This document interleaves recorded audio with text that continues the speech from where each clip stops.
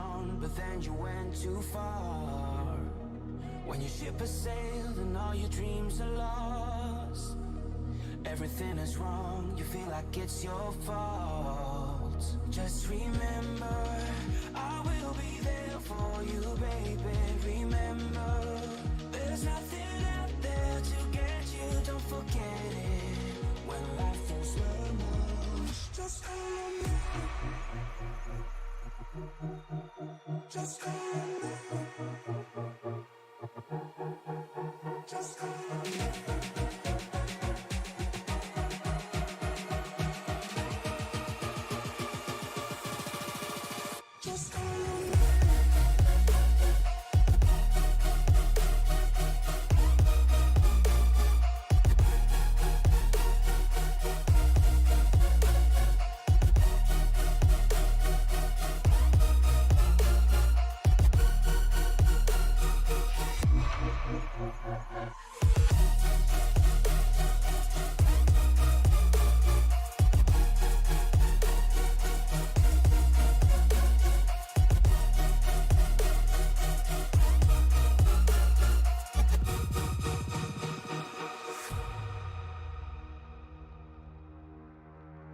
You're stronger now than you ever been. You gotta leave now, it's time to catch the wind. You will climb up high and look through the clouds, and when you're feeling low, I know you'll bounce back. Oh, and just remember, I will be there for you, baby. Remember, there's nothing out there to get you, don't forget it. When life throws lemons, just call on me. Just call on me. Just call on me.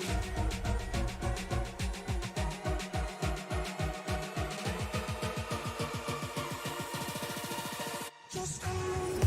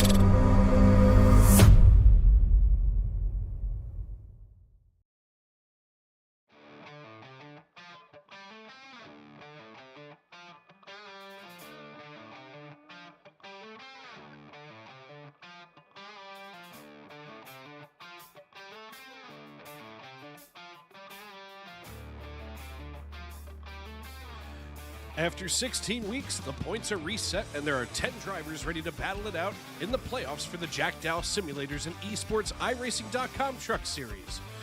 Good evening, everyone, and welcome to Brownsburg, Indiana, where the Lucas Oil Indianapolis Raceway Park plays host to the opening week of our 2023 playoffs. Pensacola, Florida native Channing Ballou has dominated this league all season long, but everyone is made equal in the round of 10. Who secures their spot in the round of 8 tonight?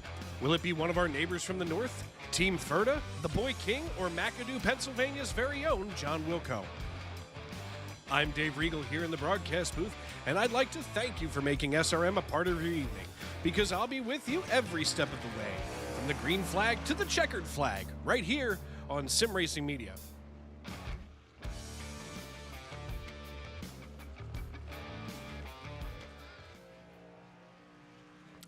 And folks, glad to have all of you with us tonight. As I just mentioned, it is week number 1 of our playoffs, and qualifying underway as we take a look at our points leader, Channing Ballou, coming into the night with a very commanding lead this season over the rest of the league. The interesting statistic to keep your eye on, though, is the young man out of Damascus, Virginia, Mr. Joseph Lester, the Boy King.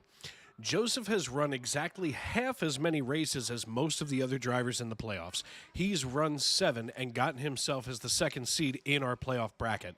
So obviously he is going to be one of our drivers to watch tonight. We see Jeremy Paris going third fastest here in qualifying. I'm going to take a look at Dan Morgan as he wraps up his qualifying effort out of Dubuque. Crossing the start-finish line is Dan, and he moves into the 8th slot. Randall Watkins from Pelzer, South Carolina, in his debut tonight in the Miami-Dade Fire Rescue Ford F-150. Out here getting it done as he is going to wrap up lap number 1. And not do so well. Probably should have tried to reset before hitting the line, but he does not, so he's going to go out here and get another slow run.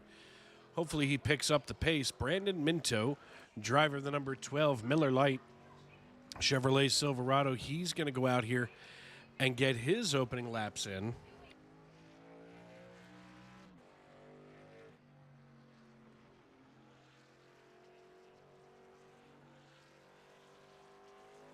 Of course, we want to welcome all of you in here to the Sim Racing Media broadcast booth live in Norristown, Pennsylvania.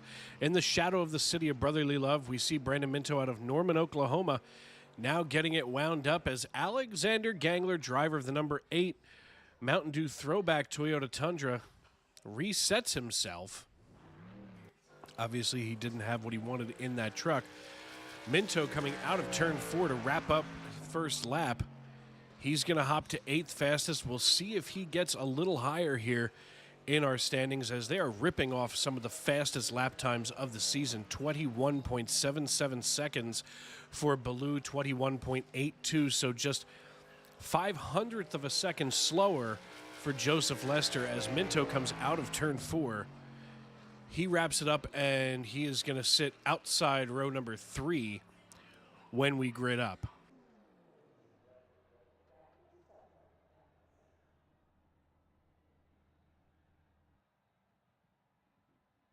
Going to take a look at our playoff picture here. And as you can see, right here in the middle of your screen, Channing Ballou sitting atop the pile. He's joined by Joseph Lester, Gabriel Lafreniere, Tony Burt, Sylvain Joly, Brandon Minto, Claude Ferlin, Jeremy Paris, Aaron Mack, and John Wilco. All of those drivers in the field tonight. Wilco not having laid down a qualifying time yet, with about 4 minutes, a little bit more than 4 minutes to go here. So obviously he is in no hurry to go out there and show everybody what he's got. But, you know, obviously this week we're here at IRP. Next week, next race in the round of 10 going to be at the Milwaukee Mile, and the round of 10 finale, of course, going to be at Kansas Speedway. Then we move on to Bristol, Talladega Super Speedway, and Miami for down there in Homestead before championship weekend at Phoenix. So that Final Four is going to be a big weekend there in Phoenix, of course. But I know I'm personally excited to see Bristol because why not? It's Bristol, baby, and Talladega. In fact, having those two classic NASCAR tracks in that round of 8 makes it something special. Too often, I think, especially in the real world, we see playoffs and matchups and things like that go to different locales, or, why is the Super Bowl always held in a nice place? Well, it's for tickets and it looks nice and so on and so forth. But what about the heart of football?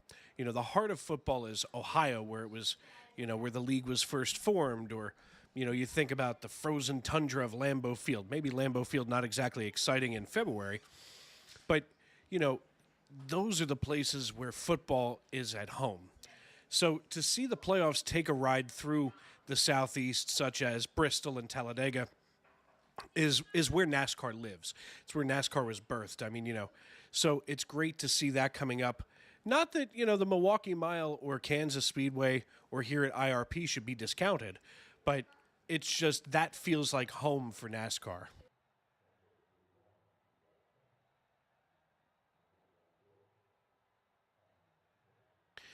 Going to take a look at our race info for this evening. Of course, in the stand, 66 degrees, nice and comfortable if you're sitting here at Lucas Oil Raceway. Partly cloudy with just a light breeze, and then, of course, the track temperature 68, so it's going to be nice and tight down there on the asphalt here in Claremont. Going to see if we can get a hold of some of our drivers. In fact, since we have him and since he managed not to make it into the playoffs, we want to first check in with the faster pastor, Mr. Stoney Benfield. Hey, Stoney, it's Dave up in the booth. You got me? Yes, sir, Dave. How you doing tonight, buddy?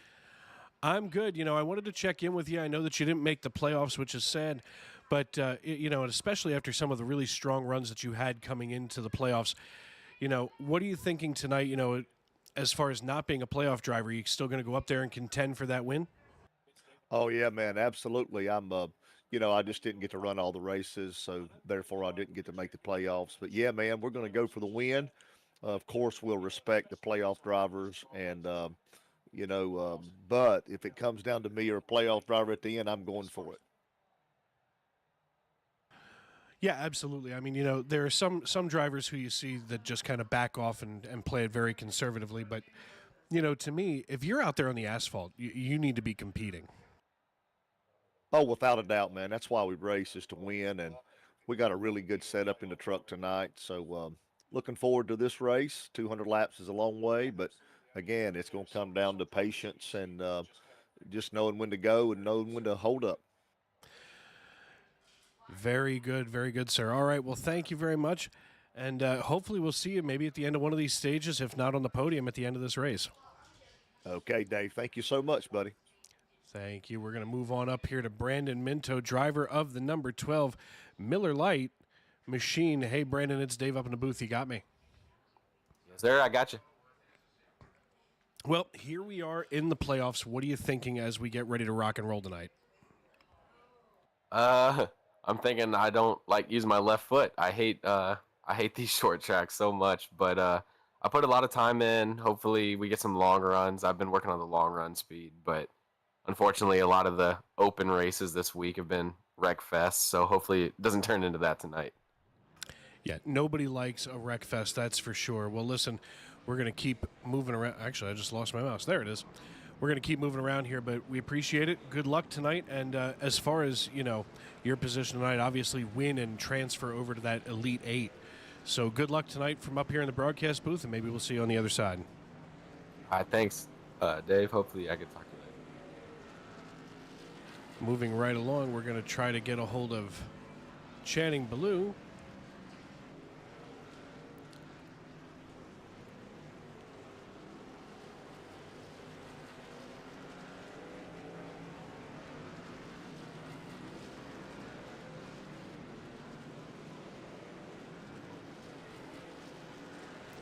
And unfortunately, I can't get a hold of our points leader. So, of course, I never miss an opportunity to talk to the young man out of Damascus, Virginia, the boy king, Joseph Lester. Hey, Joseph, it's Dave up in the booth. You got me? Hey, man, how are you? Not near as good as you are out here getting warmed up. I mean, 7 races on the season you raced this year, and you managed to drive your way here into the playoffs. Obviously, you're thinking win and move along. Yeah, so actually my plan is hopefully winning tonight so I don't have to run Milwaukee. Because I'm just going to be honest with you, I hate those tracks with a passion. Well, I was just telling our fans, I mean, you know how I feel about the super speedways and about Bristol because, for lack of a better term, it's Bristol, baby. I mean, we're heading toward after Milwaukee and Kansas. We get into that breadbasket of NASCAR. I mean, these playoffs for the trucks have to be the most exciting in NASCAR. Don't you agree? I do agree. I mean, growing up 30 minutes, not even, from Bristol, that's definitely going to be my most anticipated race this playoffs. Like, honestly, I'd rather win at Bristol than the championship. Yeah, absolutely. I mean, tonight here in the 42 JCTV Chevrolet Silverado, I'm watching you out here, and obviously you've got both legs back to full strength. What are you thinking as far as, strategy tonight, especially for 60 laps for stage 1 and another 60 for 2? Well, I did a 55-lap run in practice, so that's the longest run I've done this week. And it went pretty well, so I'm hoping to continue the speed from it into this, and hopefully we get some green flag laps and it's not a wreck fest tonight. I don't want to put the broadcaster's curse on it, so I won't even talk about whether or not it becomes a wreck fest, because believe me, I know that the drivers that you're fortunate enough to be around tonight are among some of the safest. So, and obviously some of the drivers that have caused a lot of the incidents over the season are no longer with us. So, not that they're passed on, but no longer in the league, that is. So, good, Yeah. good luck tonight, buddy, and we'll see you on the other side. Yes, sir. That, of course, the boy King as he spins it out coming across the start-finish line. Here, of course, the young man out of Damascus, Virginia. As we've got about another minute and a half left in the warm-up session. Do want to get into some of those race details tonight. It's a total of 200 laps here at IRP. Stage 1 going to end at the conclusion of lap number 60. Stage 2 going to end at the conclusion of lap number 120.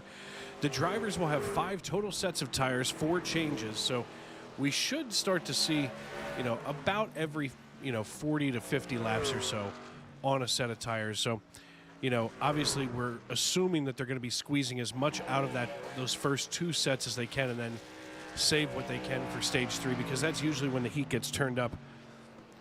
Here in the Jack Dowel Simulators and eSports iRacing.com Truck Series, you're watching Sim Racing Media live on YouTube.com. Dave Riegel here in the broadcast booth with you as always, and we're glad that you have spent your season hanging out with us. And let us know who you're pulling for in the YouTube.com live chat. Looks like Dcash Videos with us again. Of course, that belonging to Alexander Gangler as he is back after moving into college. So. Obviously, there are some people out here with book smarts, and I am not one of them. That's why I'm sitting here in the broadcast booth, but that's why Alexander Gangler is as good as he is, and he put on quite a show last week, if you folks watched that. So, obviously, he is out and ready to rock and roll.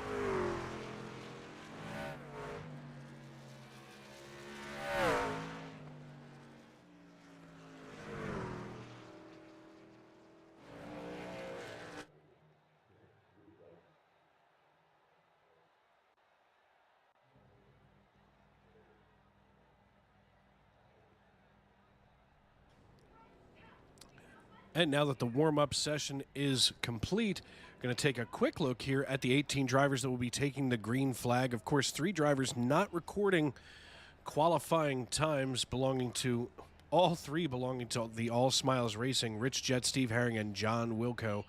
Of course, John Wilco being in the playoffs, it's going to be a big night for him if he can drive up there into that top 10 and deeper. Of course, here at the end of our stages. In fact, we're going to go down right now to our front row.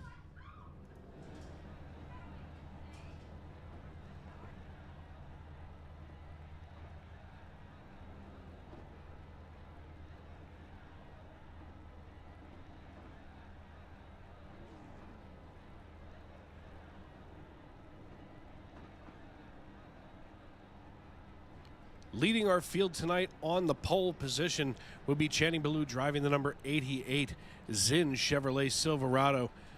Joseph Lester going to sit on the outside of row number 2 out of Damascus, Virginia. Jeremy Paris going to roll off on the inside of row number 2 with Gabriel Lafreniere, our neighbor from the north and also a playoff driver in the 06 Oxmoor F-150. The faster pastor, Stoney Benfield, is going to be joined on row 3 by Brandon Minto from Norman, Oklahoma. Benfield and Minto in row number 3.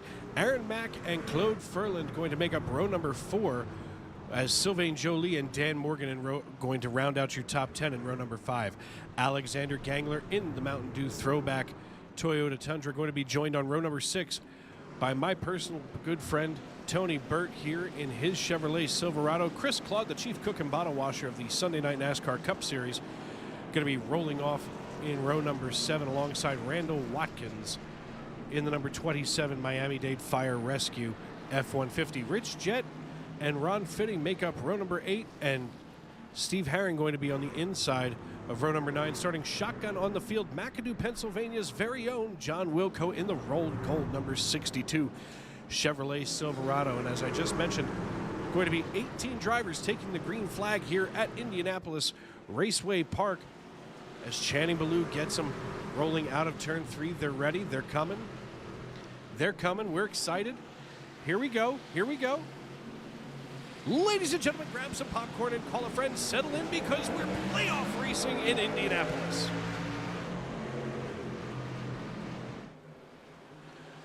Good clean race start here as Joseph Lester and Channing Ballou side by side going down the backstretch. Lester getting the better of Ballou as they move into turn 3 and 4 to complete lap number 1.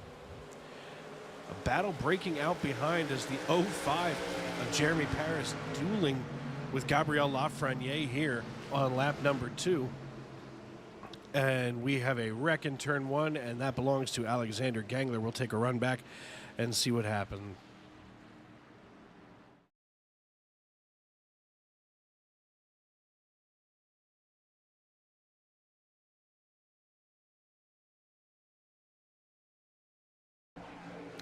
Taking a look at Gangler going down the backstretch and into turn 3. Looks like he was just behind Aaron Mack and Sylvain Joly and just ahead of Dan Morgan. And ooh, looks like he just got in there a little hot and locked him up right behind Joly.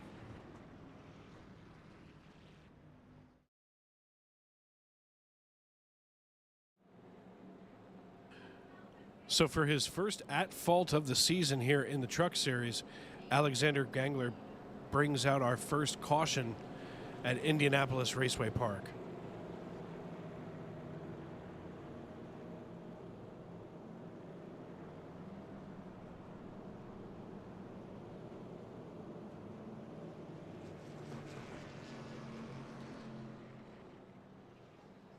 As we get ready to rack 'em, stack 'em, and do it all over again, Joseph Lester and Channing Ballou going to be up front with Gabriel Lafreniere, Jeremy Paris, and Brandon Minto making up your top 5.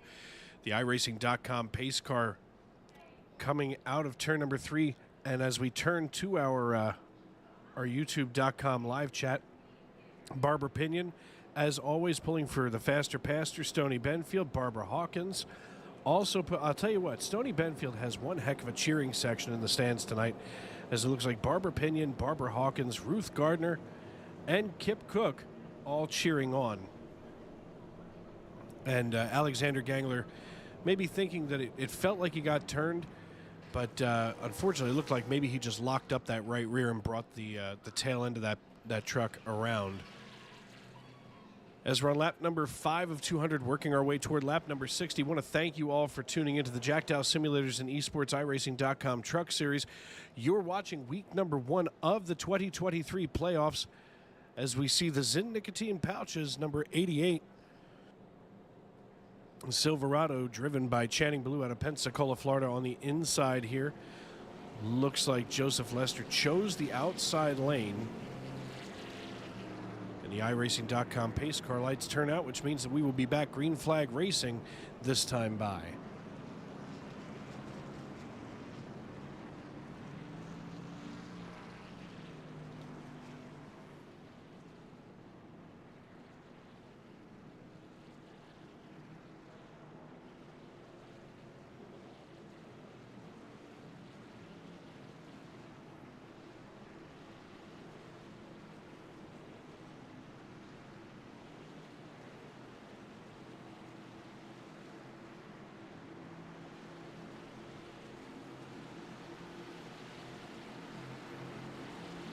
As they roll it out of turn number 4 into the Geico restart zone, Joseph Lester gets the jump over the rest of the field and gets a good jump over Channing Ballou, 0.2 of a second now.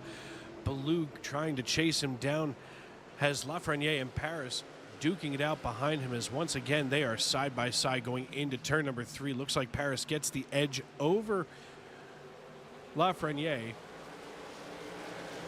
Lafreniere getting loose coming out of 4. He has to go to the inside to keep it moving forward, as everybody else now starting to get a little single filed out here at IRP.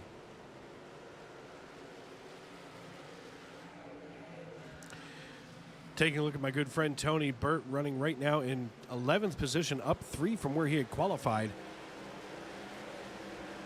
All these drivers out here have now gone single file, which you know, in this league generally means they're just going to pick one another off one at a time. Hit your marks and keep it moving. As we see Brandon Minto leading a little 3-car pack here with Claude Ferland and Aaron Mack in the number 31 Harbor Freight Chevrolet Silverado. And I'll tell you what, that is a nice paint scheme there on the 31. And as a dedicated Harbor Freight shopper, quality tools, lowest prices, I'll tell you what, if you need something, especially if you're only going to use it a couple of times or you don't mind if you lose it, Harbor Freight is absolutely the place to go. You know, every time I go in there, I always find something that's useful. You know, never anything wasteful, that's for sure, at Harbor Freight. Stony Benfield right now in the number 70 NC811.org F-150. He's got about 0.3 of a second between himself and Aaron Mack, but Joseph Lester now being challenged for the lead by Channing Ballou as all of a sudden they've decided it's go time here and battling it out as they are side by side, fender to fender, coming out of turn 2, going down the backstretch. Ron Fitting bringing out another caution. We'll take a look and see what happened.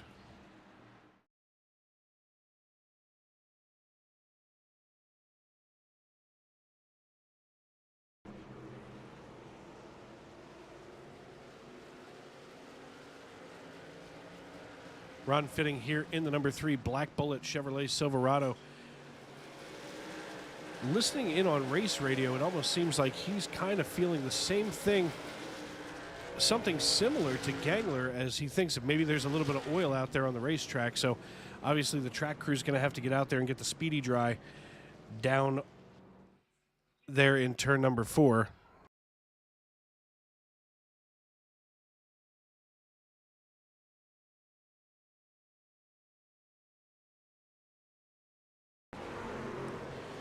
As we take a look here on the exit of turn 4, we can see him just coming out, and the rear end just does not stop. And there goes Fitting into that inside wall.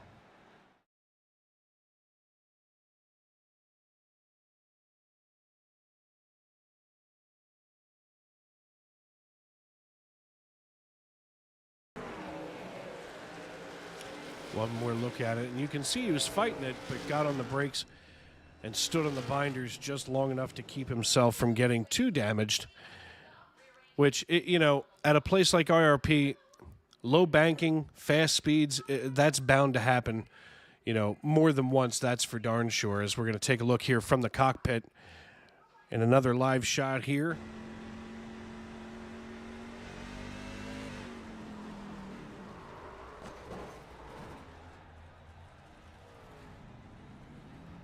Fitting just not able to hang on to it.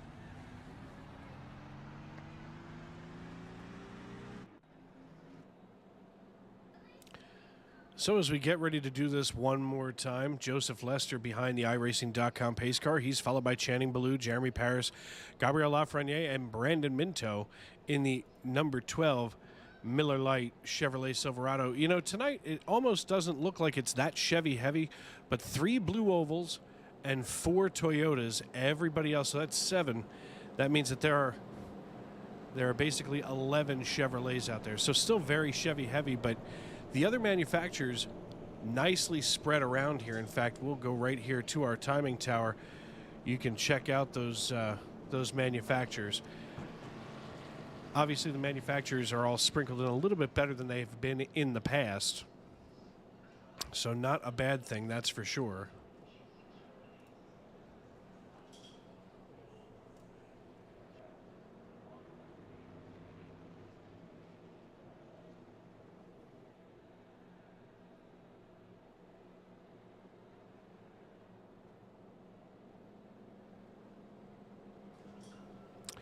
T.S. Ritchie in our live chat on YouTube.com, also cheering on Stony Benfield. So obviously he is not just a pastor on Sunday.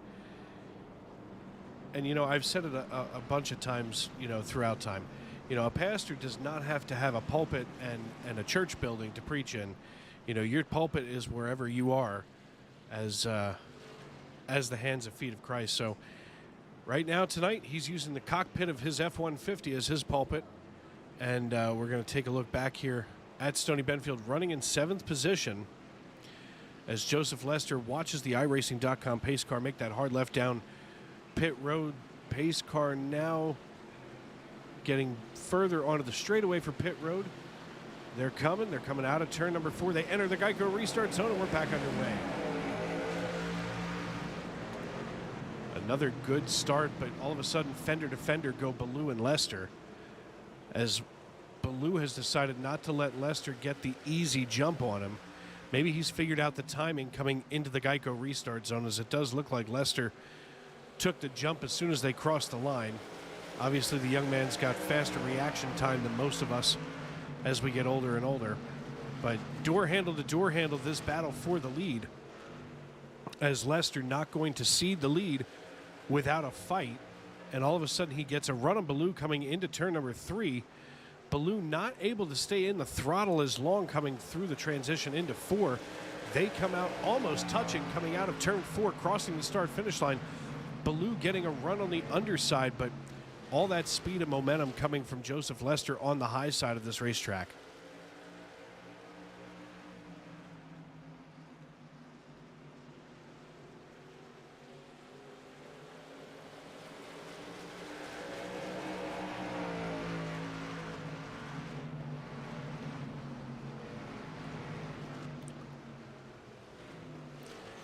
This battle for the lead is raging, and also one of the closest battles on the racetrack is John Wilco and Rich Jett doing battle for 13th position. We're going to keep it right here, though, on this lead, because I'll tell you what, so far they are putting on quite a show, are Lester and Ballou.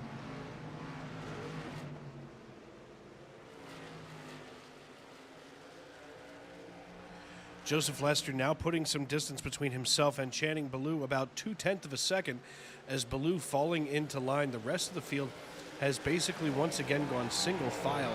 We'll take a look here from our drone cam high above the racetrack as it's floating around. We see pretty much everybody else being single file at this point in the race, 23 laps in. A little 3-car knot here as Chris Claude has changed his paint scheme once again to the Cheerios Toyota Tundra, as he is side by side with playoff driver John Wilco, who is now up 5 positions, as Wilco looking for the same edge that Ballou just was. It looks like Wilco hasn't figured out that the high side is where all that speed and momentum is going to carry him.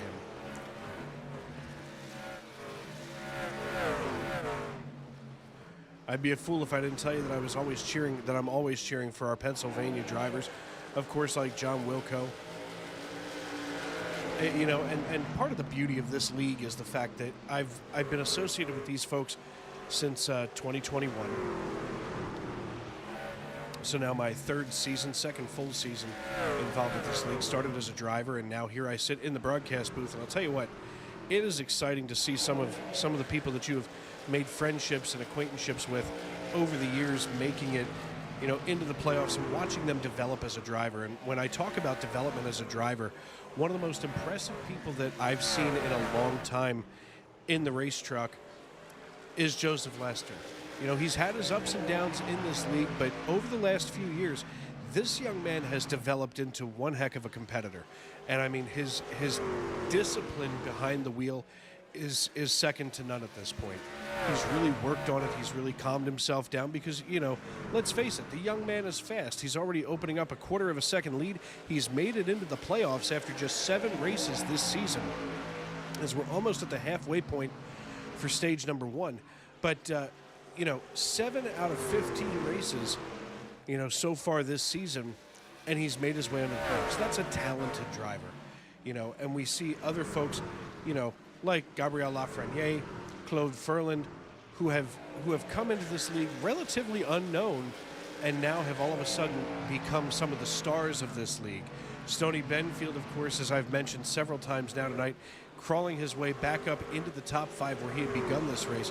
You know, again, a driver who earlier on in the season we were thinking, well, you know, he'll run middle of the pack, maybe, you know, mid-pack, get it done, bring it home, you know, all in one piece. But all of a sudden, he was contending for a playoff spot coming into tonight. So as we cross the start-finish line for the halfway mark here in stage number 1, it's just something impressive to watch. And, you know, I cannot be more proud to be associated with this league. Of course, last season we didn't even have a broadcast for the trucks, and things have been built upon step by step as we watch. Speaking of step by step, Channing Ballou now getting ready to make another run at that rear bumper of Joseph Lester. And one of the things that I picked up on a couple of weeks ago after talking to Joseph's father, Damon, who also is a retired racer from this league, like myself, you can catch Joseph. You can absolutely get up to that rear bumper. But all of a sudden, it's like when you get in, less than half a car length to the rear bumper of anything that Joseph's driving, he can suddenly make that Chevrolet Silverado wider than a Hemet. I mean, all of a sudden, he can make that thing 4 wide all on its own as we get ready to go around. Randall Watkins making him the lucky dog now. As Randall respectfully lets the leaders on by.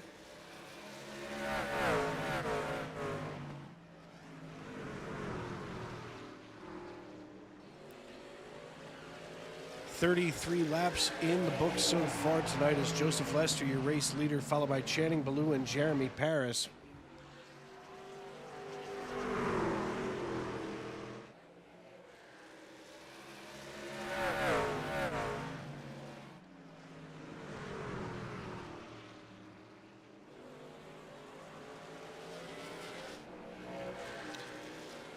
Aaron Mack looking to challenge Brandon Minto, as it sounds like Alexander Gangler going to have to come into pit road and get some repair on that number 8 Toyota Tundra,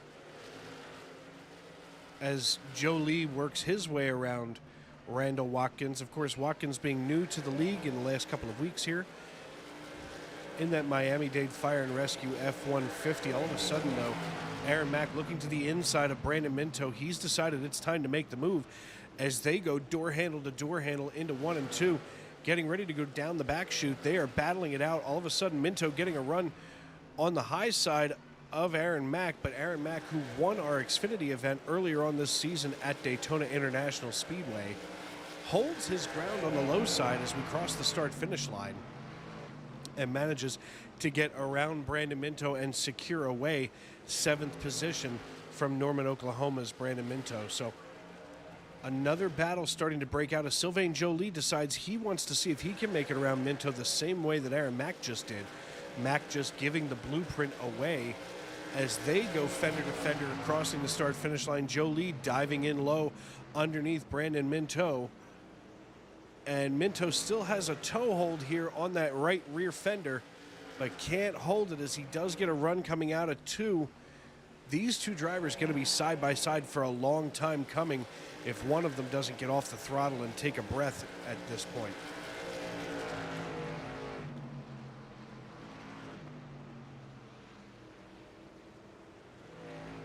And there it is, Brandon Minto taking a breath, maybe giving his throttle foot a little bit of a break, knowing that he is going to contend again as he's still here in the top 10. Joseph Lester now opening up a 0.4 of a second lead over Channing Ballou.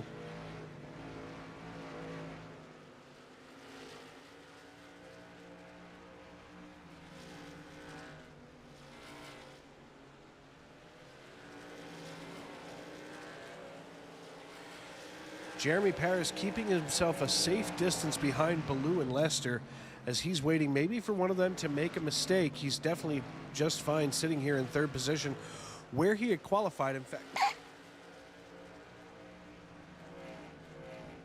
In fact, the only 2 drivers who are where they began this race are the 05 and the 06, Jeremy Paris and Gabriel Lafreniere.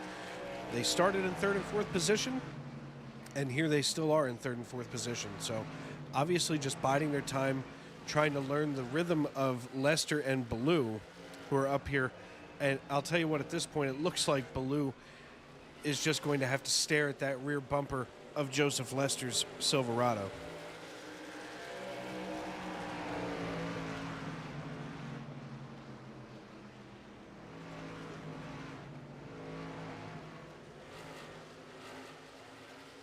Steve Herring in the 89 calling out to Joseph Lester, letting him know that he will be staying low and getting out of the way. That moves him into the lucky dog position and puts Chris Claude, of all folks, into the crosshairs, as Chris Claude missing the truck playoffs now for the first time in the last 3 seasons that I can remember. And I'll tell you what, Chris is one of those drivers who I have always kind of referred to as Mr. Consistency. He will be there at the end, as now Lester and Baloo move past the Cheerios Toyota Tundra, and they're about to go right on by Tony Burt, who looks like he wants to defend his position, and he's almost picking off. Ooh, near contact between the 88 and the 42 as they try to navigate around Tony Burt in the JDRF Chevrolet Silverado. And that's Tony's right. He can absolutely hold his ground there, as now these front three, Lester, Baloo, and Paris, have a lot less real estate between them than they used to after getting around Tony Burt. Dan Morgan still a ways off here. He may be able to hold on to that last spot on the lead lap. Not sure yet, though, as we're here on lap number 46. So 15 laps left in stage number 1 here at IRP.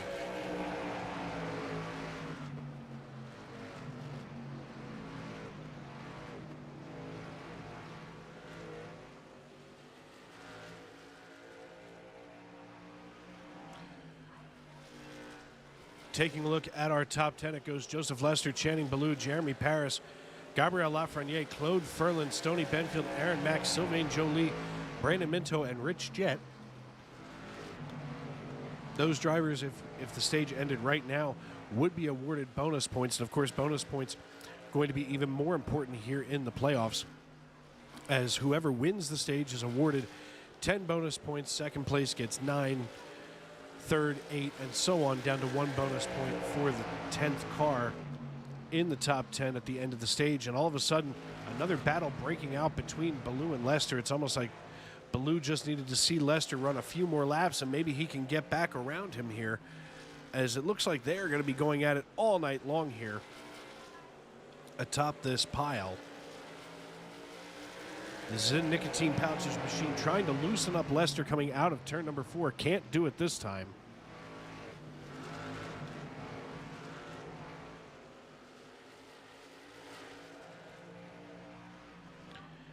"50 laps in, 1/4 of the total race complete, as Ballou may be getting a little bit of a run here on the inside of Joseph Lester coming out of turn number 4. Lester, though, getting the jump out of 4. So obviously Ballou faster on entry, Lester faster on exit. So it's going to be quite a battle here toward the end of stage number 1. Taking a look further back in the field, it looks like Aaron Mack now trying to negate his way around Tony Burt. Once again, Tony Burt right now would be the lucky dog. Dan Morgan now having to get out of the way. He was not able to survive the front 3. Dan Morgan now your lucky dog. 11th place belongs to John Wilco, and I think I can say it now very safely that Wilco will remain on the lead lap as long as, contact coming out of 4.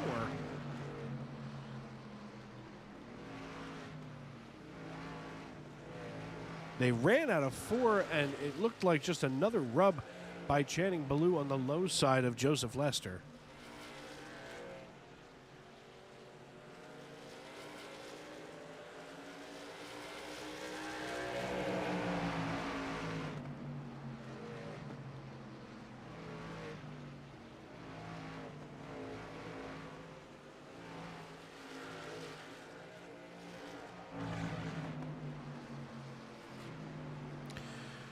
Lester, Ballou, and Paris have broken away from the rest of the field and put a 3.3 second gap between Paris and Gabriel Lafreniere. So obviously these three going to be battling it out for the next 6 laps. About 5.5 laps now left in stage number 1.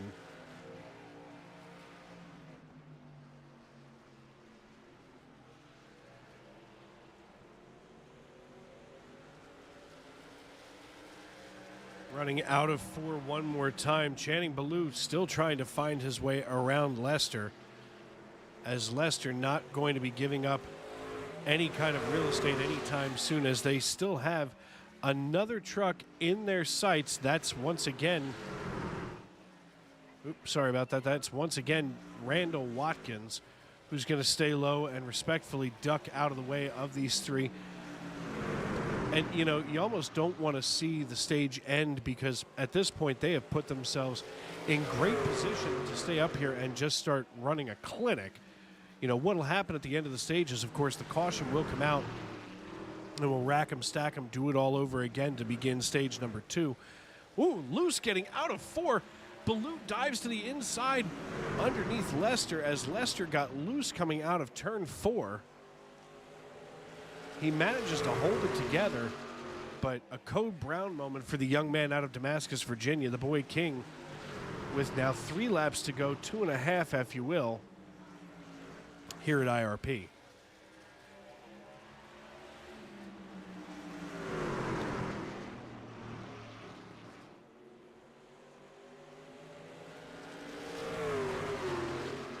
Coming down the back chute once again is Joseph Lester, getting ready to see the white flag here in the air for stage number 1.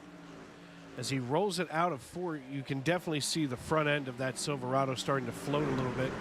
It's probably feeling pretty slick there. Jeremy Paris running in second now as Channing Ballou has been passed by Paris. Something he definitely wasn't expecting this evening, while Joseph Lester, something that we all kind of expect at any rate every week. As Lester rolls it out of turn number 4, crosses the start-finish line and brings home the green and white checkered flag here at the conclusion of stage number 1. 10th place belonging to John Wilco, as we will not throw that competition caution until 10th place crosses the start-finish line. Wilco working just ahead of Chris Claude. The checkered flag flies, and we are pacing here at Indy.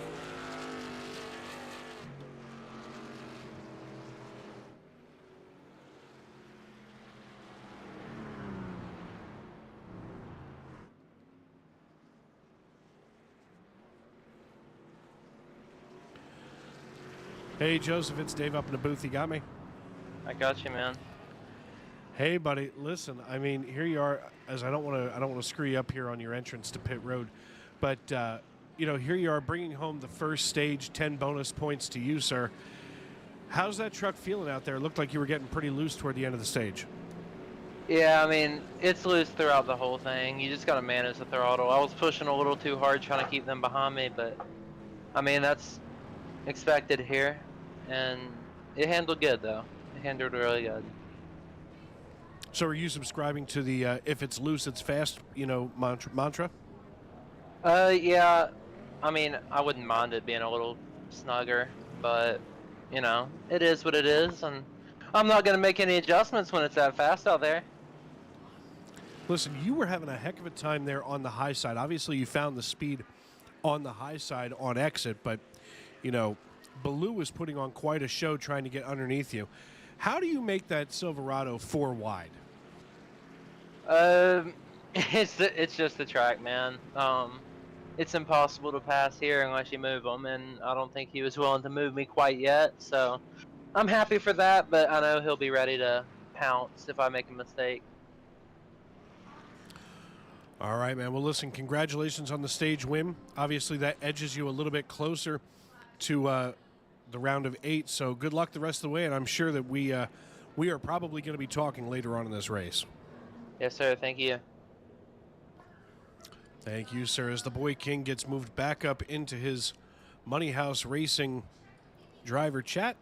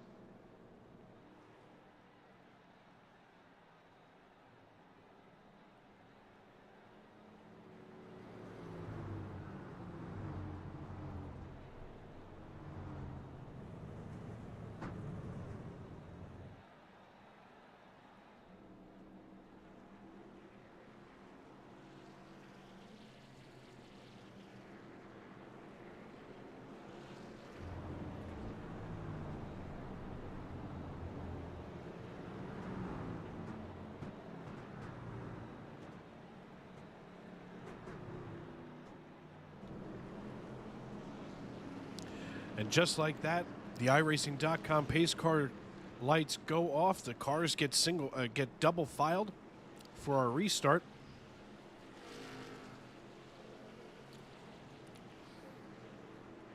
Here for the beginning of stage number 2. Of course, stage 2, because the laps keep counting, going to be just slightly shorter than stage number 1, as Joseph Lester brings the field through the 3-4 complex, passing that Lucas Oil Raceway, Indianapolis Raceway Park paint sign there, the NHRA.com website. We roll out of 4, we enter the restart zone, and Lester gets an incredible jump.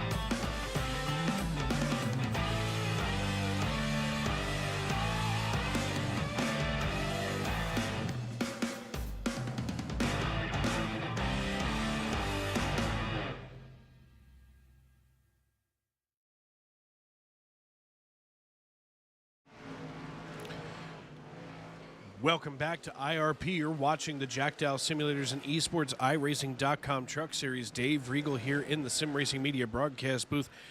You're watching the Boy King from Damascus, Virginia. He has taken the road from Damascus all the way here to the lead of this race. 83 laps in the books as we're working our way toward lap number 120. In the conclusion of stage number 2, Joseph Lester leading Jeremy Paris out of Flowery Branch, Georgia. Channing Ballou all of a sudden starting to fall off from those front two drivers as he seems to just be letting them cook their equipment. John Wilco out of McAdoo, Pennsylvania. He is now the last car in the top 10, so he would still be awarded a bonus point here. Stoney Benfield, although not in the playoffs, running in the top 5. So obviously the faster pastor not just going to roll over and let everybody else go.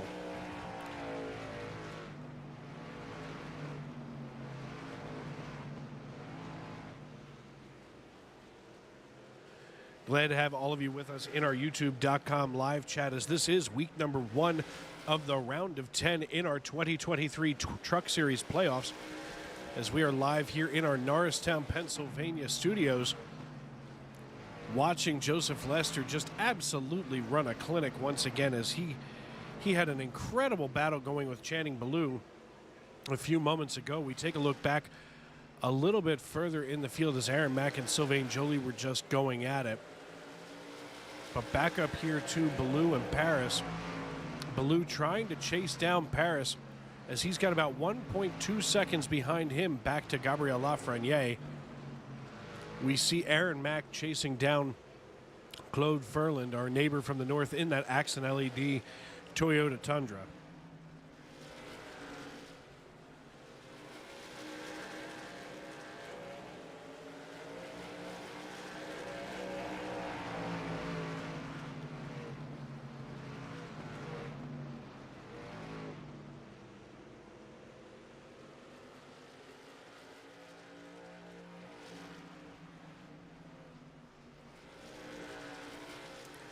Aaron Mack still trying to work the underside now of Claude Ferland. Backing off once again and going single file. Then again we see Jeremy Paris trying to make a run on Joseph Lester, but Joseph is just unstoppable tonight, of course, bringing home the green and white checkered flag at the end of stage number 1. Looking to make it 2 stages in a row, if not 3. Dan Morgan is the last car on the lead lap. That's the 72. As we see the 27 piloted by Randall Watkins, as Watkins being put down another lap by Lester. Dan Morgan trying to hold on. As we're gonna take a look back here at Sylvain Joly, as it looks like he's having some kind of a connection issue.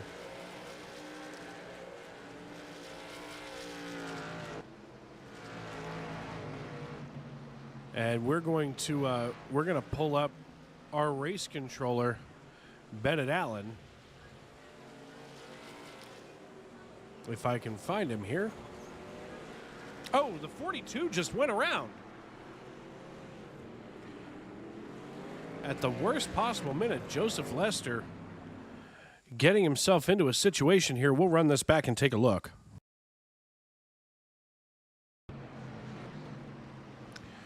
We see Lester working behind Tony Burt and in front of Jeremy Paris. Jeremy Paris coming up, taking some of the air off that tailgate. Lester getting underneath, nice and clean. And, oh, Jeremy Paris makes contact and spins the young man rear end first into the turn 4 wall.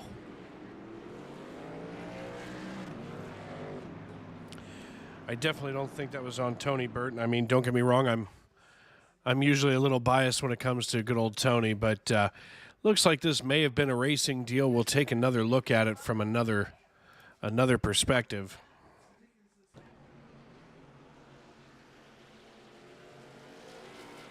The 05 just gets on that left rear quarter panel of the 42, and around goes Joseph Lester into the wall, as that's going to cost him the lead here.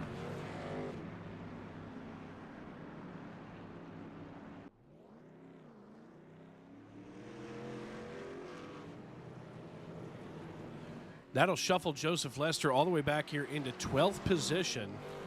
It won't cost him a lap, but that does shuffle Channing Ballou up into the lead.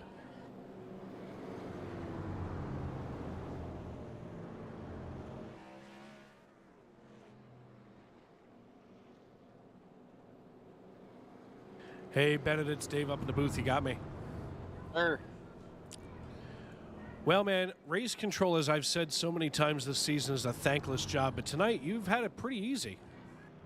Yeah, relatively easy. We had 2 self spins early in stage 1, and after that it was pretty tame. This latest caution might be a little bit more, I guess you can say, intense. With like some malice into that incident, but I don't know for sure. I'll have to get it in a deeper level after the race is over.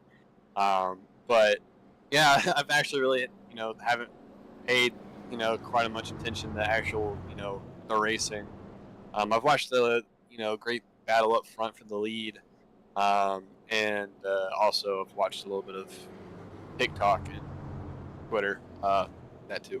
But hey, trust me, I get it. Oh yeah. But also keeping an eye on the 808. Had some internet issues there. The 08 is definitely having some kind of a connection issue.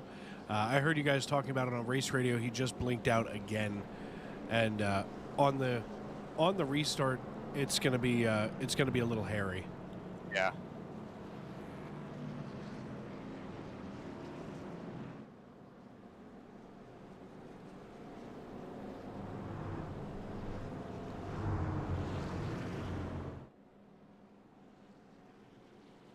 Sorry, I'm doing job.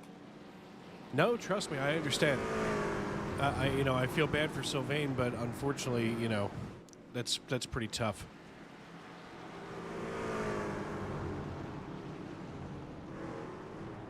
He is gone right now on my screen. You'll have to forgive us, folks. Sometimes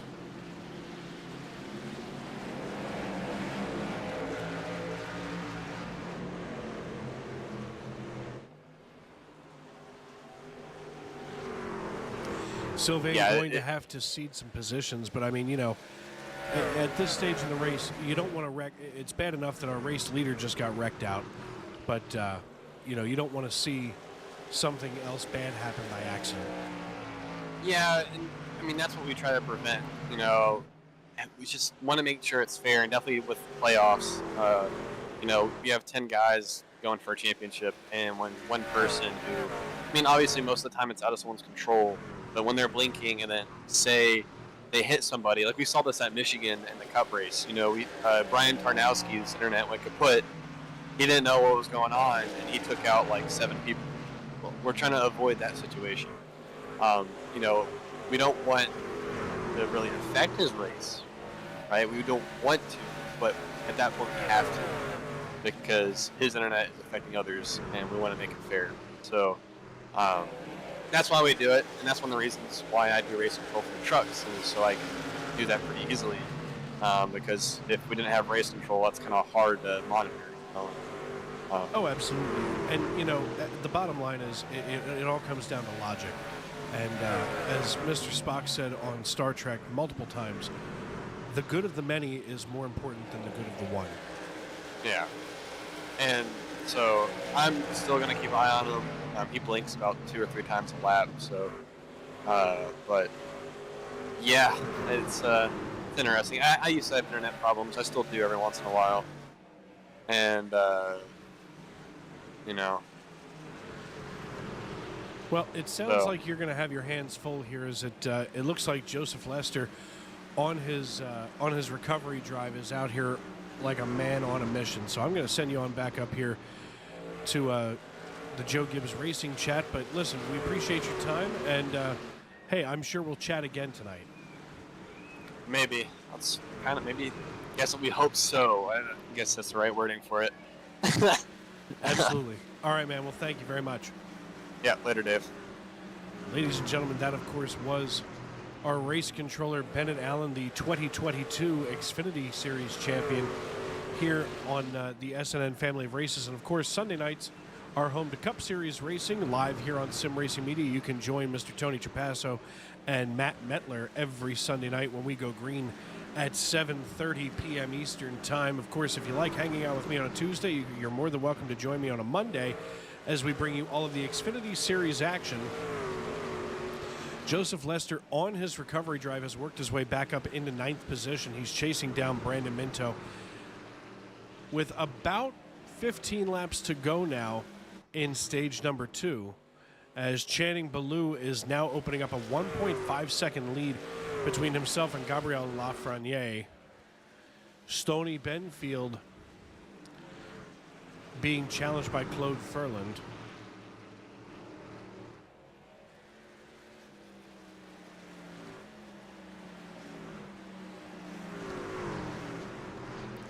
Unfortunately, Sylvain Joly very frustrated, running in 7th position right now, having some kind of an internet connection issue up there in Canada as he blinks out again. He's going to allow Lester and Minto to work on past him, as now it looks like Minto is going to put Jeremy Paris in the crosshairs with about 2 seconds between himself and the 05, as the 05 now trying to get around the rear end of the 31. That's Aaron Mack, as Aaron Mack defending 5th position in that top 5 run. But right now, Paris going door handle to door handle with Aaron Mack, as he is going to just blow the doors off of that Chevrolet Silverado.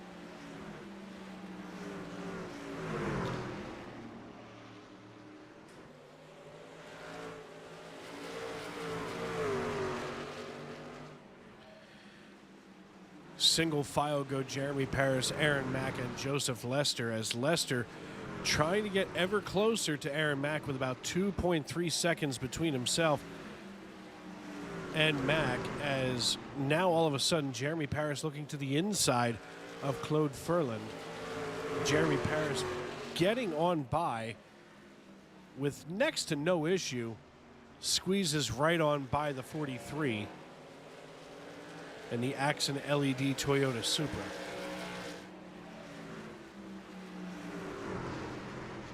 Stoney Benfield now being challenged by Jeremy Paris, who's obviously out here on some kind of fresh tire brigade, as it looks like Paris came down on lap number 94 after that scuffle with Joseph Lester. Lester not taking tires, opting to save them for stage number 3. Paris getting past the faster pastor. Ruth Gardner also saying that Jimmy Gardner joined in pulling for the faster pastor, Stoney Benfield, saying, "Go, my brother." And trust me, I love watching Stoney out here getting it done. I mean, you know, here's a man who is a vocational pastor down in North Carolina.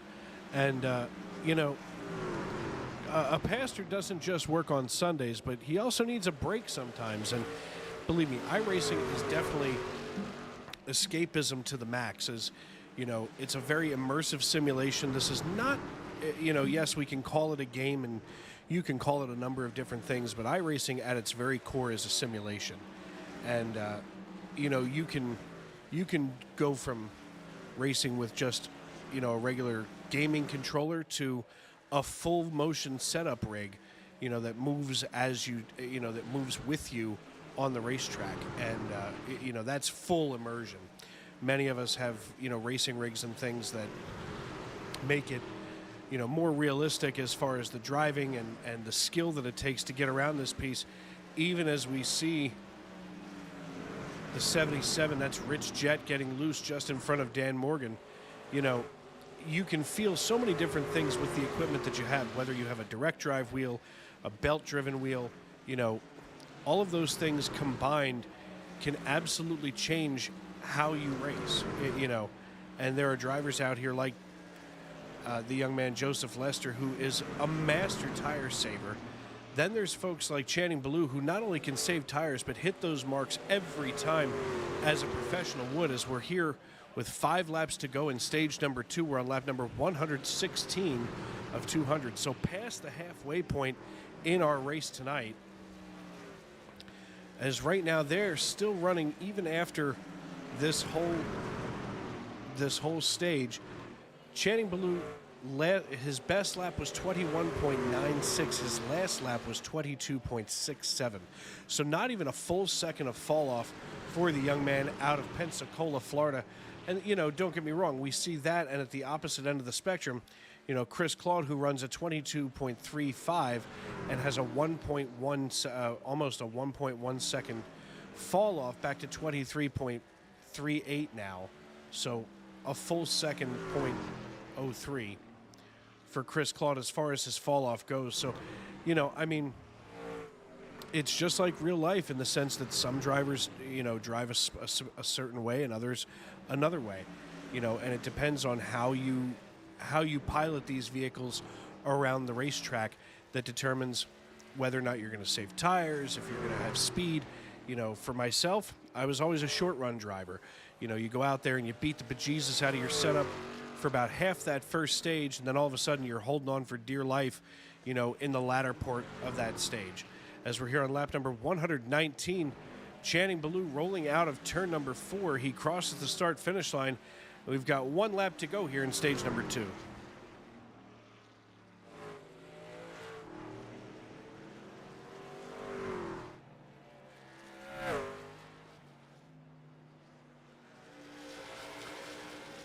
Ballou hauls it here out of turn number 4 back to the start-finish line. And as he crosses the start-finish line, the green and white checkered flag waves. And that will conclude stage number 2. As Channing Ballou brings home the green and white checkered flag, Jeremy Paris in second, Gabriel Lafreniere in third, Stoney Benfield in fourth, Claude Ferland in fifth, Aaron Mack in sixth, Joseph Lester, Brandon Minto, Dan Morgan, and John Wilco out of McAdoo, Pennsylvania make up the top 10 here at the conclusion of stage number 2.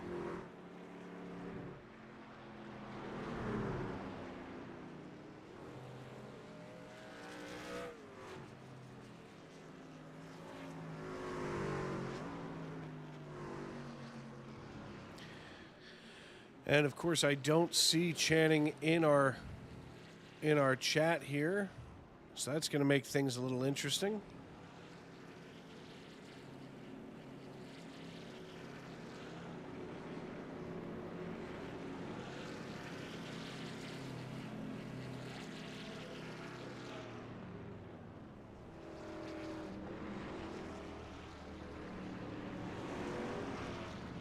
Well, that'll give us a moment here to check in with the Faster Pastor. Of course, also has the largest cheering section in our YouTube.com live chat. Hey, Faster Pastor, it's Dave up in the booth. You got me? Yes, sir. I got you, Dave. How you doing, buddy? Stoney, I'm doing good up here in the booth, but you've got one heck of a cheering section in our YouTube.com live chat. Week after week, you have the largest section, cheering you on. I mean, what kind of credit do you want to give to those fans who are here week in and week out? Ruth Gardner, Kip Cook, T.S. Ritchie, and, of course, Barbara Pinion, and the other Barbara whose last name I just forgot. Yeah, it's Barbara Hawkins. There we go, yep. Dave, we got just a phenomenal church. Man, Jesus Christ has just changed so many people's lives, and we worship the Lord together. We have fun together, and I race a couple leagues during the week, and these guys just love to get on, and they just love to support what we're trying to do here, which is get the message out. And so I just thank God for all of them, and they're like me, man. They can't believe that God would save somebody like us and give us a great life and let us have fun at the same time. Stoney, I am the first to say, and I usually don't talk about it on the air, but I am the first to say that without Jesus Christ in my life, I couldn't even begin to tell you where I might be. And, it's something neat that we get to sit here and do week in and week out together, as family here on Tuesday Night NASCAR. And I wanted to tell you, I'll have to send you a picture of it later. Just got a new T-shirt with a big arc on the front of it. Need an arc? I know a guy. Yeah, that's good. We just came back about, 7 or 8 days ago from the Ark Encounter and the Creation That's right. Museum. You went to Creation, right? I did, but listen, man, I thank you so much for the interview, and I've loosened this thing up a little bit. We'll see what happens. I don't know. All right. Well, good luck the rest of the way, and I trust me, you and I will be doing the same thing on Sunday. It's my turn in the pulpit for this week, as my dad's going to be on vacation, so I'll be filling that pulpit. But good luck the rest of the way. Yes, Remember sir, that God Dave. loves you, and so do I, brother. Thank you, Dave. God bless you. And of course, the faster Pastor Stoney Benfield, driver of the number 70 NC811.org Ford F-150. And I'll tell you what, this is something so neat that we get to experience here on iRacing.com. Folks from all different walks of life, whether they're from Canada, North Carolina, whether they're a maintenance guy like myself, a pastor like Stoney Benfield, a student like Joseph Lester. It's just, the list goes on and on and on. And it's just neat to watch everybody come out here and get it on the racetrack, as Channing Ballou gets a jump, but he is followed by Jeremy Paris and Stoney Benfield getting the restart here in third position, being challenged by our neighbor from the north, Gabriel Lafreniere, who is a playoff driver. But Stoney has every right to be out there challenging him and blocking for that third position, that final position on the podium. As we are green flag racing now on lap 128. We're going to step aside and let you folks at home turn it up here on Sim Racing Media.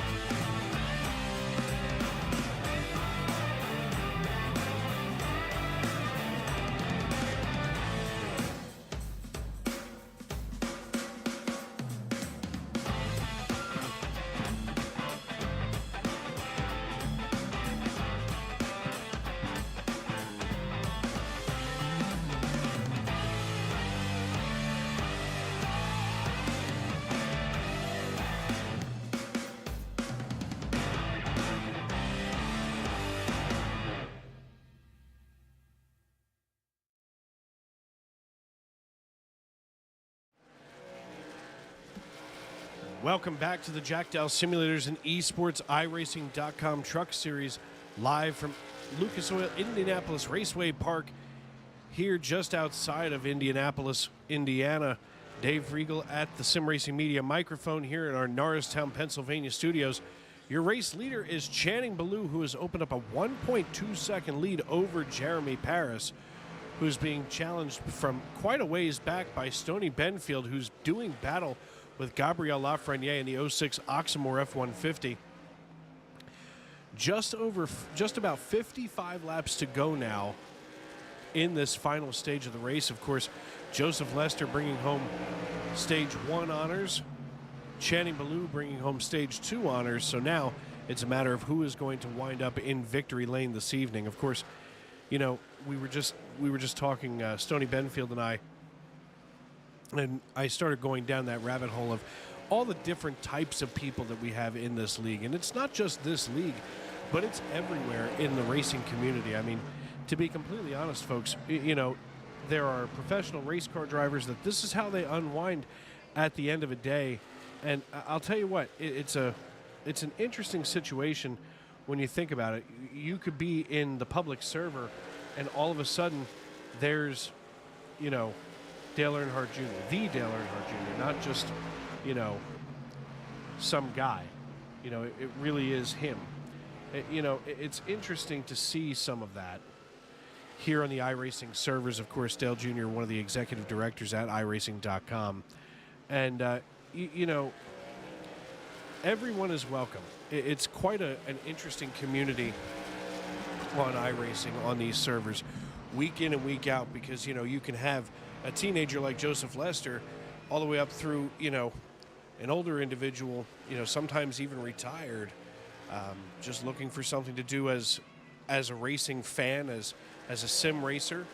And it's just a really neat community. And, you know, as much as I miss the driving, sitting up here in the broadcast booth is a lot more fun and a lot less stress.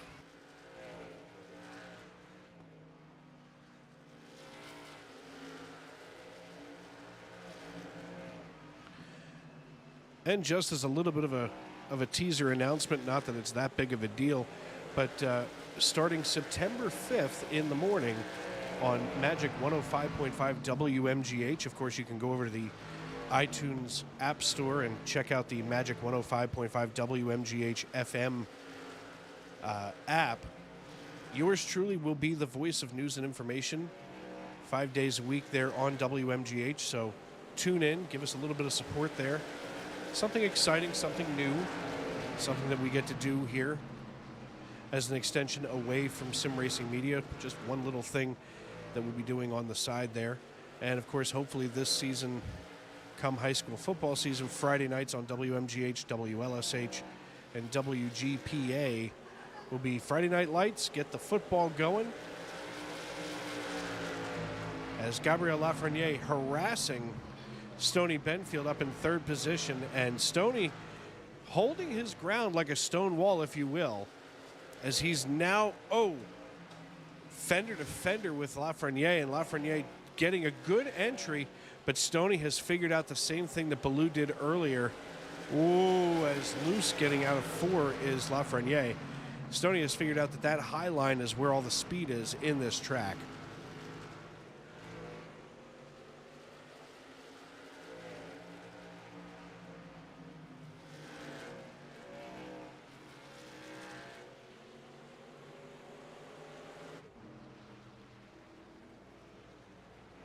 And, you know, I guess that's one of the things that I want to highlight here.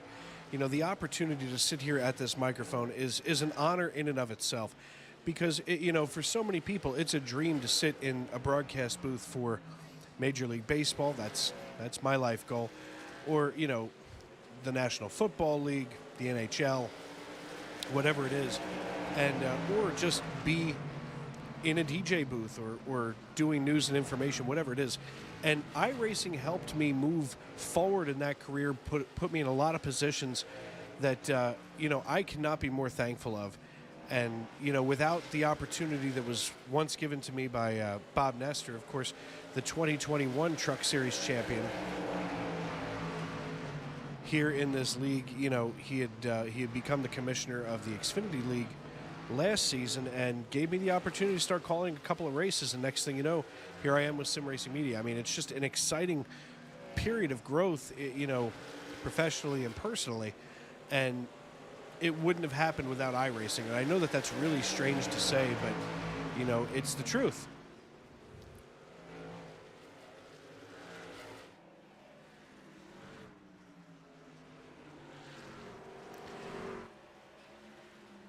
Taking a look right now, Claude Furlan starting to try to work alongside Joseph Lester, as Lester beginning to look at that rear bumper of Furlan. Of course, Lester being shuffled back earlier after a kerfuffle with the 05 driven by Jeremy Paris.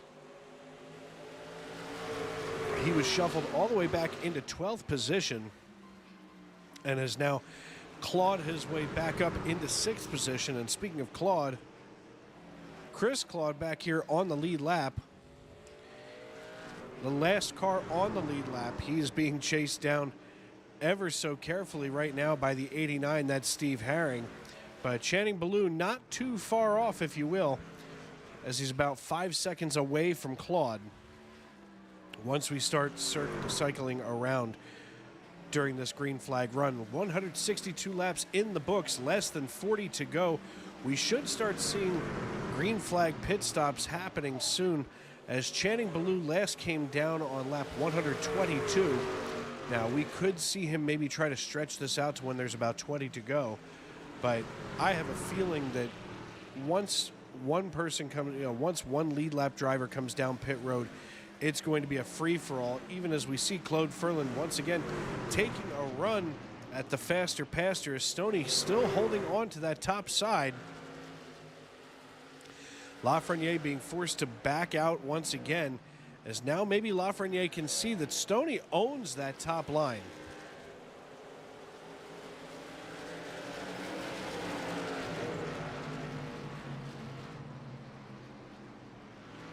They work their way around Dan Morgan in the 72.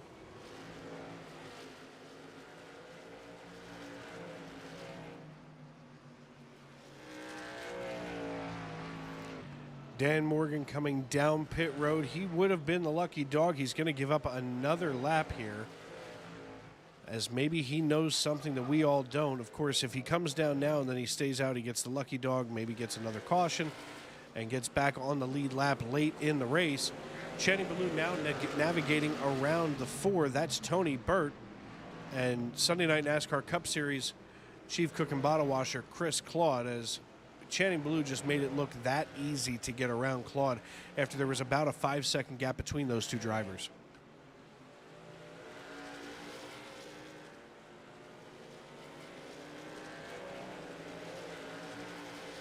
Lots of good racing from top to bottom tonight. Let's take a run through our top 10 as Channing Ballou leads the way right now, the Pied Piper of IRP.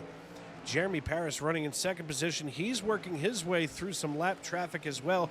Tony Burt, then we saw down, or there he is just in front of Tony Burt. That's Chris Claude, who's trying to stay out of the way without giving up too much track position as, ever so close, Jeremy Paris gets near him. Stoney Benfield runs in third position, followed by Gabriel Lafreniere by about 0.6 of a second from St. Jude in the 06 Oxmoor F-150. Claude Ferlin rounds out your top 5 in the number 43 Axon LED Toyota Tundra. Joseph Lester has now gotten all the way back up into 6th position, followed by Aaron Mack, Rich Jett, Sylvain Jolie, and Brandon Minto making up your top 10. So a busy night for many of these drivers. Whether you're in the front, in the back, in the mid-pack, there is nothing but action out on this racetrack tonight. We're taking a look right now at Claude Ferland. And Claude, you know, all things considered, out of St. Jude as well, you know, here in the Axon LED number 43, he has been a consistent driver all season long, and I know that we're going to see more of that as we get deeper into the playoffs. What really needs to happen, though, is, you know, you've got to be able to get that win and punch your ticket to the transfer spot, because you don't want to be left, you know, battling week in and week out in the playoffs. You want to try to move on as easily as possible and as early as possible in each of these stages of the playoffs.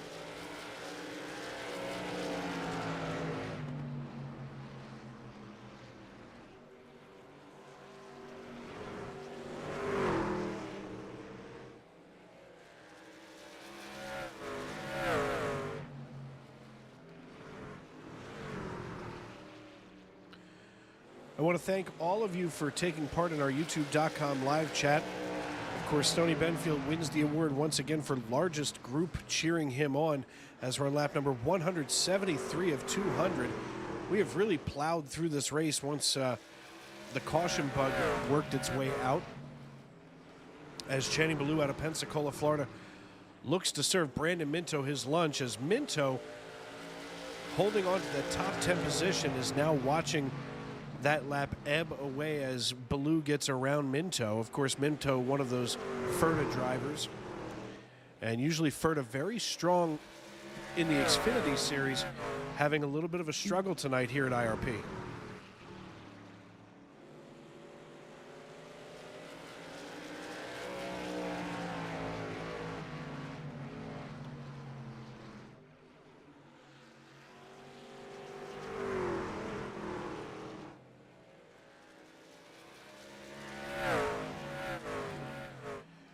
Tempers starting to flare up here on lap 175, 25 to go now, as Jeremy Paris gets around the 72 of Dan Morgan.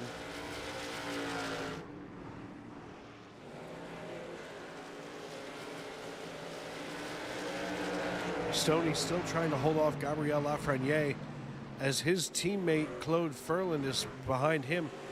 Joseph Lester running in 6th position. The playoffs do bring out some interesting personality traits.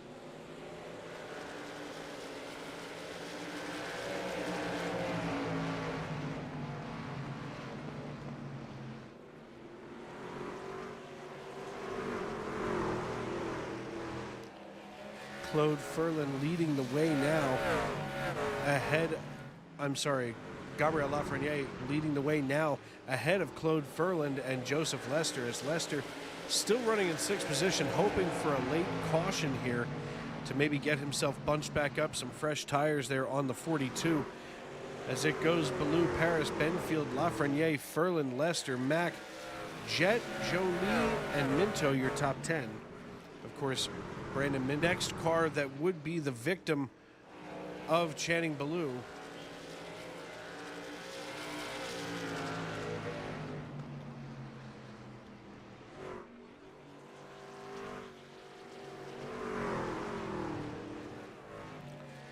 And as we cross the stripe this time around, Channing Ballou coming out of turn number 2. We will be at 20 to go. We're going to step aside and pay some bills here on Sim Racing Media. I'm Dave Regal, and this is the Jack Dowel Simulators and eSports iRacing.com Truck Series.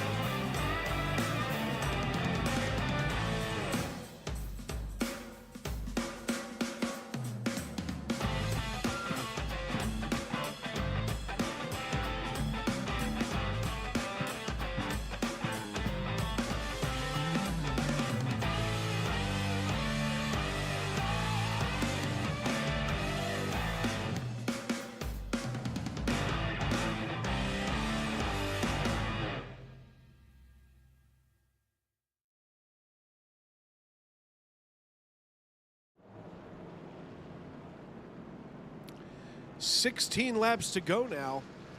Just crossed after 17.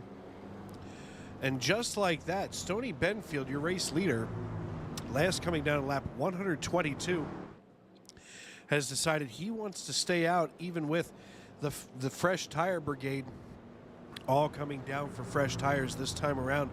So quite an interesting choice here for the faster pastor. You're watching the Jack Dowel Simulators and eSports iRacing.com Truck Series live on Sim Racing Media. From our Norristown, Pennsylvania studios, it goes Benfield, Ballou, Paris, Lester, and Mac, your top 5. Stoney Benfield taking the top side here on the restart. That's going to put Joseph Lester in direct battle now with Channing Ballou.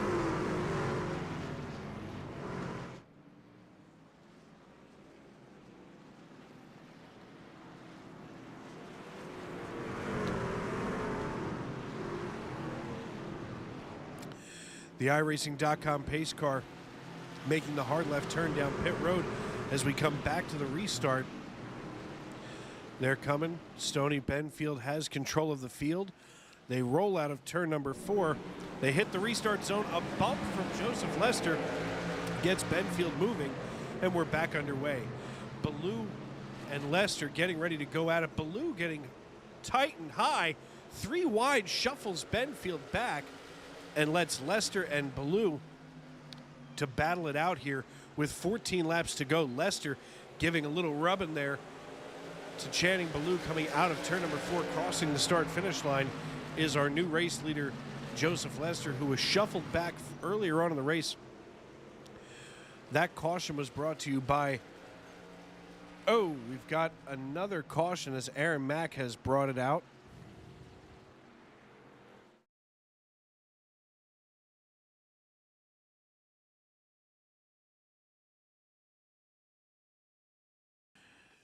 Going to take a look here at Aaron Mack, as it looks like Stoney Benfield was backing up through the field.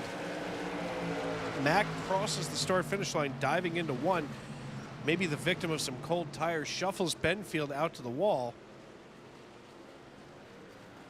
And there it is, Aaron Mack on those cold tires, spinning himself out. Definitely caused a chain reaction with the 08 and the 43. So obviously, Aaron Mack will be getting the EOL end of line, if you will, which gives an opportunity now to Stoney Benfield to come down and get some fresh shoes on that F-150.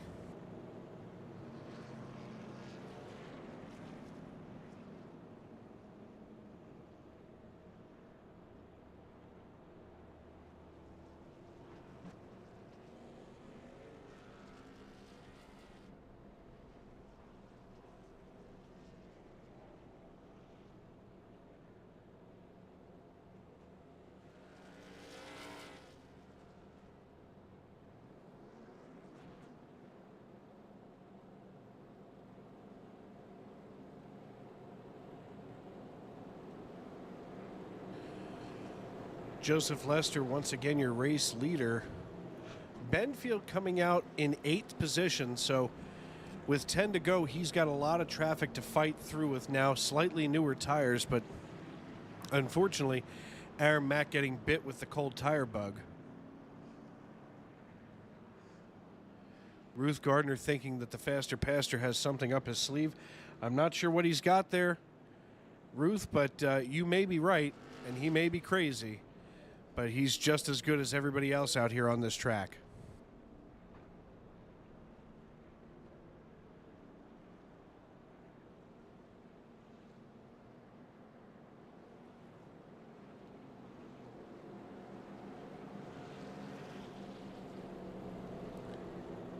Nine to go as we're under caution. The iRacing.com pace car lights are on. So another lap of caution, single file. You're watching the Jack Dowel Simulators and eSports iRacing.com Truck Series. Dave Regal in the Sim Racing Media broadcast booth, live in Norristown, Pennsylvania.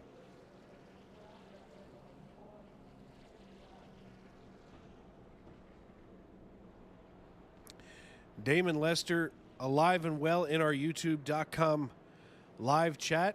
Damon, glad to see you as always. You know, again, folks, we get a lot of time throughout the season to be able to get to know one another. But, you know, Damon and I were able to race several times together over the last couple of years, you know, before I hung up the racing gloves as the iRacing.com pace car lights turn out. And, of course, right now, Damon Lester gets to simply be the proud papa, watching his young man out here in the 42 show us what he's made of. And I'll tell you what, it all comes down to this. It'll be 7 to go when we go back green flag racing in a few moments here. And if there was any time to watch this race, I'm glad you tuned in now.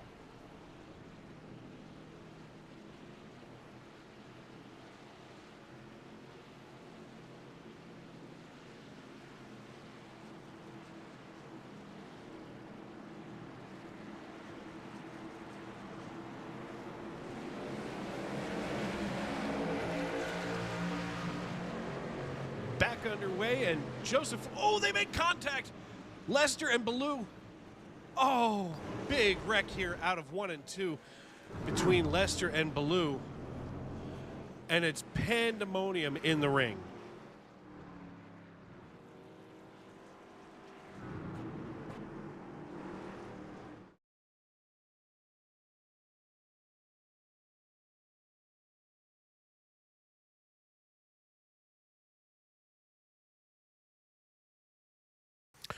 We're going to take a look at this several ways here. Just as we got back underway, we'll look up here from the beginning. It looks like Ballou, Ballou maybe got loose. In fact, let's run it back right there. And we'll slow it down. Just as Baloo goes to dive underneath Lester, we can see it right here from the blimp cam. The rear end steps out and he just washes up into Joseph Lester.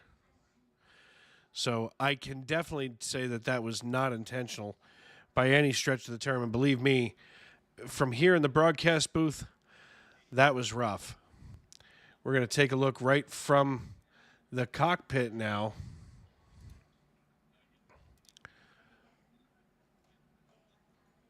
If we can get to that footage. There it is. There it is at the restart. Lester gets a good clean start. And we can just see, we can see Baloo feeling the rear end slip out.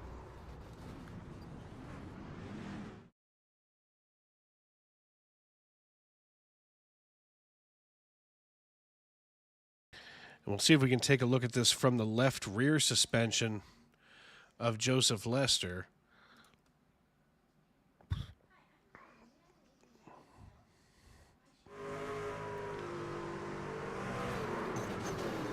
And of course a little bit of glitchiness from the computer.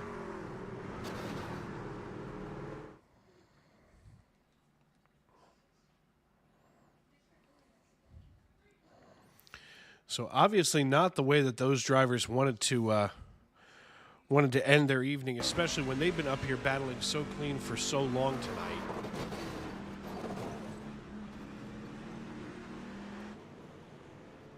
And just causing the chain reaction.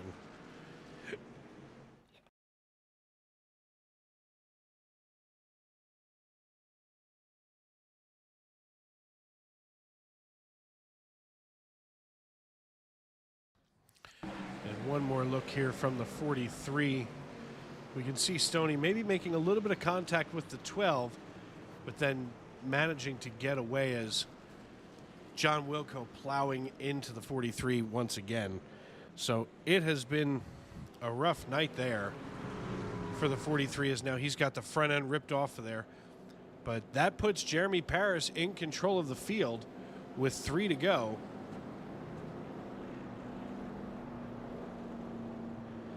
That will put us into NASCAR overtime. Now, what that means, folks, what overtime rules are in NASCAR is the green, once we come around this time, you can see the pace car lights are out. The green flag will wave. We will race back around the track to the white flag. If a caution flag should come out between the green and the white flag waving, we will stop, go under caution, rack them, stack them, do it all over again, and try once more. If the white flag waves, we will race back to checkers, and to find out what happens, here we go as we come out of turn number 4. Jeremy Paris with control of the field. Brandon Minto on the low side. John Wilco on the high side. Stoney Benfield on the inside of row 2. Paris gets the jump, and we race around. Oh, Stoney Benfield sideways. Oh, that's going to bring it out. Stoney Benfield getting sideways brings the caution back out. So now we're going to have to rack them, stack them, and restart it all over again. We're going to watch them come across the start-finish line. As we can see Stoney coming down and just making gentle contact with the 62. That sends the 62 down track and turns Stoney the wrong direction.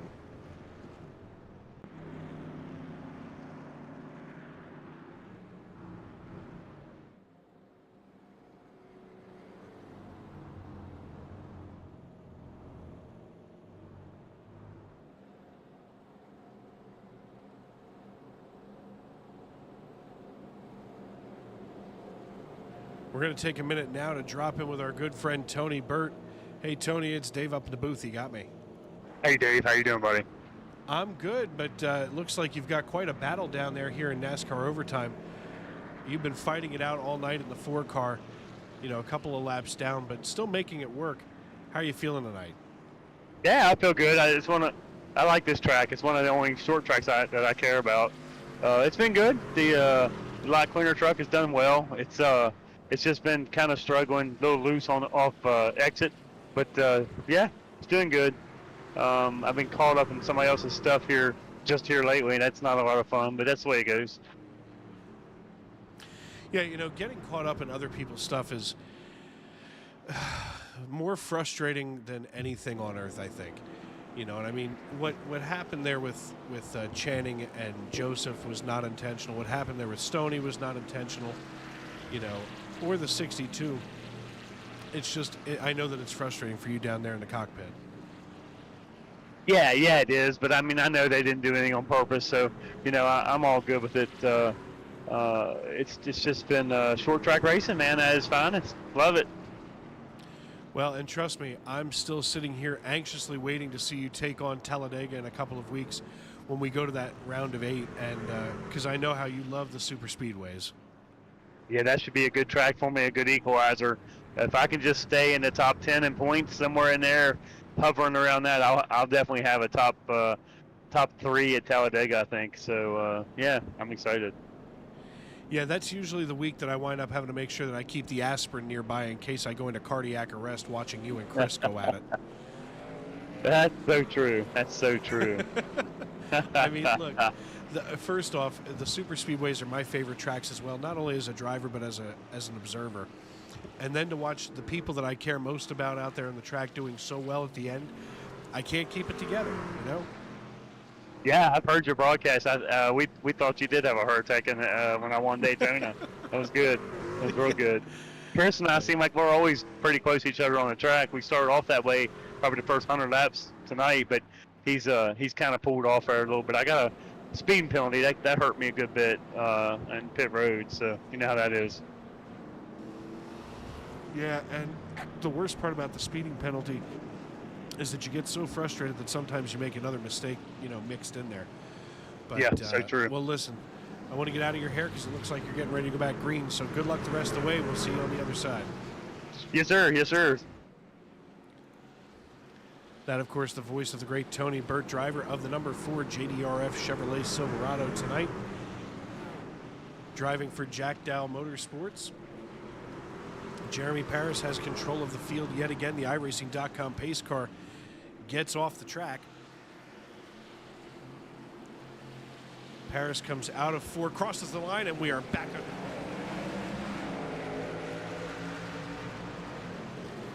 Paris gets a good jump over Brandon Minto. Rich Jett, though, giving good battle to Minto as Minto in the Miller Lite Silverado holding his ground here on the low side. However, Jett finding his way around the top side. That's where all the speed has been all night long as they come out of turn number 4.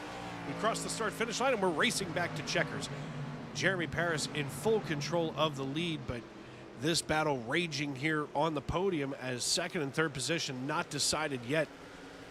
Rich Jett now shuffling to the high side. Brandon Minto on the low side with all of a sudden Claude Furland here making his way right around him.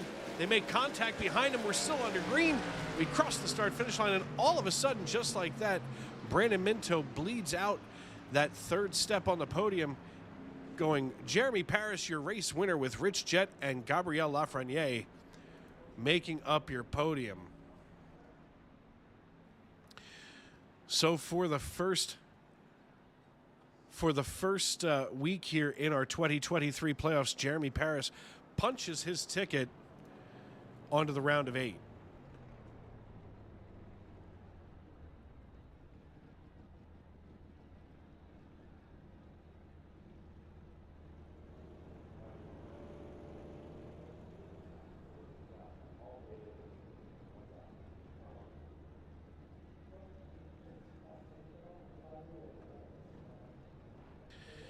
Looking to see if we can get a hold of Jeremy Paris in our chat here. I do not see him yet.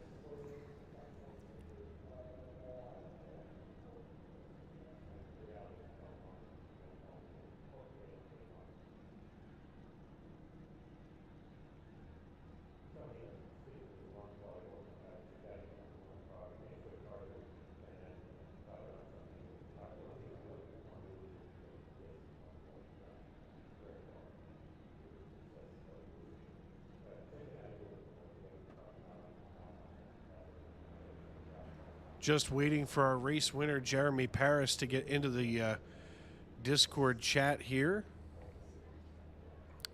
as I don't see him yet. We got Rich Jet and Gabriel Lafreniere. Just looking for our race winner, Jeremy Paris. We'll start off tonight with Gabriel Lafreniere. Hey, Gabriel, it's Dave up in the booth. You got me? Yes, I got you. Hey, man, listen, congratulations on this run tonight. I mean, you know, you fought your way onto the podium. How is the 06 Oxmoor truck feeling? It was a nice setup all the night. But during the last stage, I was behind Binfield. Around 50 or 60 lap. That was really hard. Little incident with Chris Claude, but at the end, I got the podium for the finish, so it was nice. Yeah, I mean, you know, you wound up being the surprising, you know, third step there on the podium. I mean, you were battling it out at the very end. And, you know, here's the thing. Sometimes you get, you know, sometimes you eat the bear and other times the bear eats you. And tonight you're able to battle it out with Brandon Minto at the end of this race. So congratulations to you, sir. Before we get out of here, who do you need to thank and tip your helmet to? Thanks to you, to the broadcast, the league. Nice organization. And my teammate, Claude Furlan, Sylvain Joly, awesome race. So, yes, see you next race. I gotta ask you. I have to ask you, Gabriel. Are you a baseball fan at all? No, sorry. Oh, never mind. Because I was about to give you a hard time because the Phillies are in Toronto tonight. It's all right, not my my sport. All right, well, listen, congratulations, and we will see you next week. Or in 2 Thanks. weeks, I'm sorry. That'll bring up the double natural of Rich Jet. Hey, Rich, it's Dave up in the booth. You got me? Yes. Hey, man, listen, Schwanksville can be proud of you tonight. At least one of us from Pennsylvania can finally finish on a podium. I mean, here you are in the 77 getting it done. How was that truck feeling tonight?